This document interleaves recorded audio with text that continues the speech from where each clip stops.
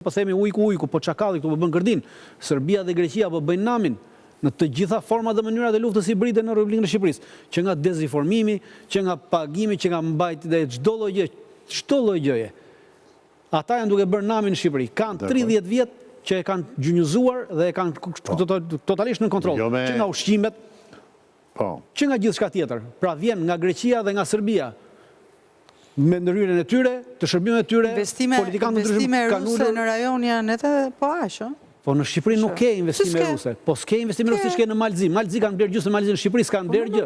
Në Shqipëri nuk ke investime tilla, në Shqipëri ke investime serbe, greke, sa të duash. Të bie në sy. Po s'ka se nuk ka, s'ka blerë njëri një shtëpi, nuk është investim. Ka raportet shërbimit informativ që tregojnë që rusët kanë investuar. Nuk kanë që të blerësh një shtëpi, ata që kanë blerë shtëpia, rusët kanë blerë janë ata që kanë pasur lidhje familjare dikur ose që kanë qenë, nuk ka.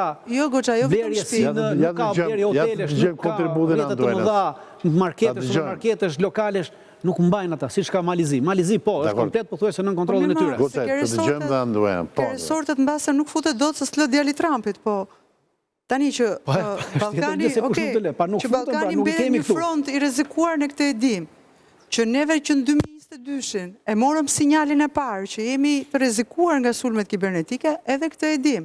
Për shkak të simpatizimit që kemi ndaj SBA-ve, por edhe asaj mbështetjes që kemi ndaj NATO-s. Ai sulmi kibernetik kishte të bënte me simpatizimin e SBA-s, për shkak Unë mendoj që investimet në rajon nga ana e rusëve, të paktën unë kam bërë një reportazh 2 vite më parë, ku shërbimi informativ ishte ngritur në këmbë, kishte rritur në Durrës, sepse të gjitha këto real estate ishin ankuar se shtetas të huaj rus, po kishte edhe nga ata që shfaqeshin si rumun dhe bulgar, kërkonin të blenin apartamente, kërkonin të blenin kështu që rregullojnë makina, servise makinash, markete të vogla, por edhe tip ambientesh që bënin tip fast foodesh.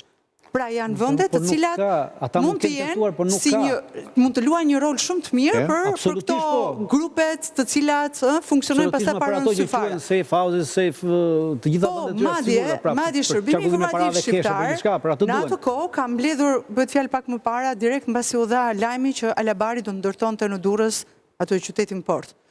Dhe menjëherë shkuan nëpër këto qendrat ku janë bërë këto blerjet nëpërmjet këtyre noterëve dhe janë marrë të gjitha kartat e identitetit dhe emrat e këtyre shtetasve që kanë bërë blerjet në qytetin e Durrësit, kryesisht në Durrës.